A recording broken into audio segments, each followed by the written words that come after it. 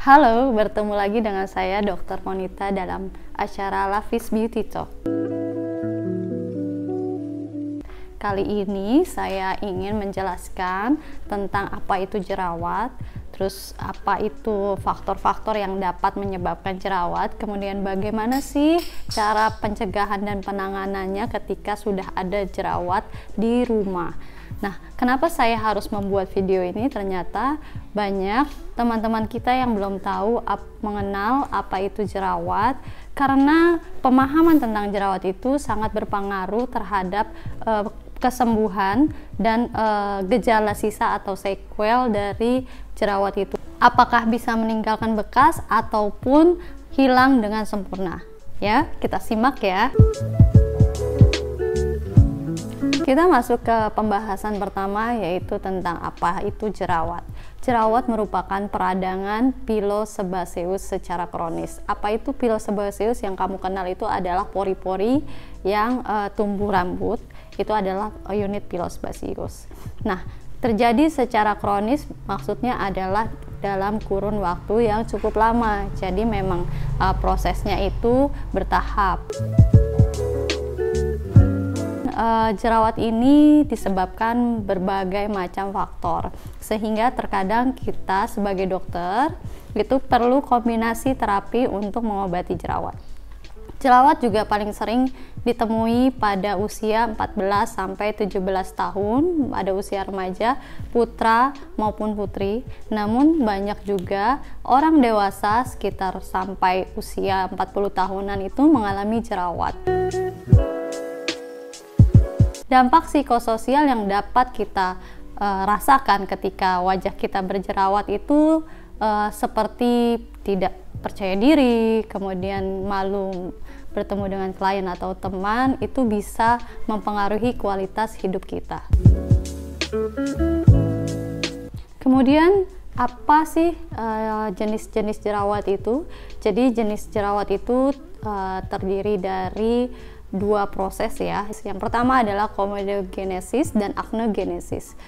Yang dimaksud dengan komedogenesis itu terjadi proses ketika si sel kulit mati itu menebal sehingga menutupi pori, yang merupakan jalan keluar dari cairan minyak atau sebum yang seharusnya keluar melewati pori tersebut. Karena ada penutupan atau penebalan sel kulit mati menjadi terhambat, sehingga terbentuklah komedo yang kamu kenal. Mungkin ada dua, yang hitam dan yang putih. Kemudian acnogenesis ini awalnya adalah komedogenesis. Jadi komedogenesis yang tidak ditangani dengan baik itu akan berlanjut menjadi acnogenesis.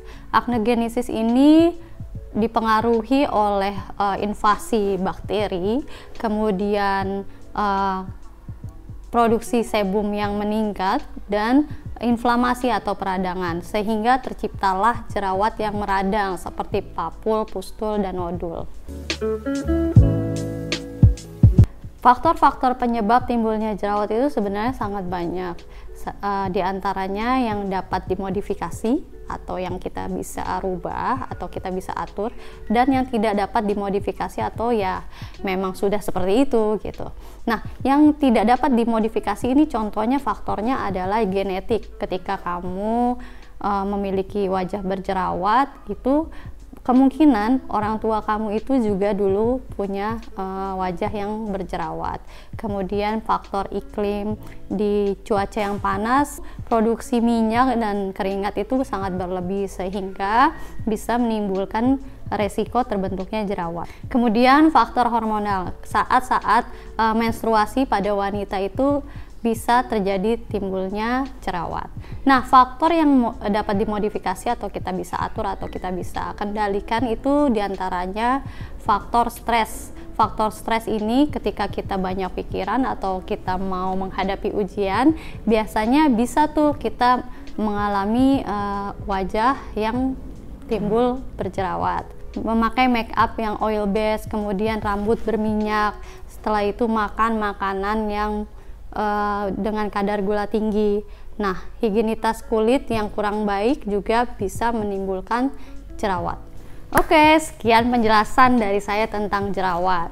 Jadi kita sudah lebih tahu ya tentang jerawat ini, dan saya berharap video ini bisa bermanfaat untuk kamu merawat wajah berjerawat kamu.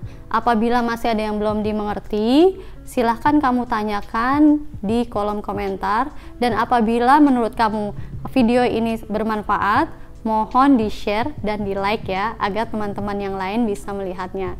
Terima kasih banyak. Dah.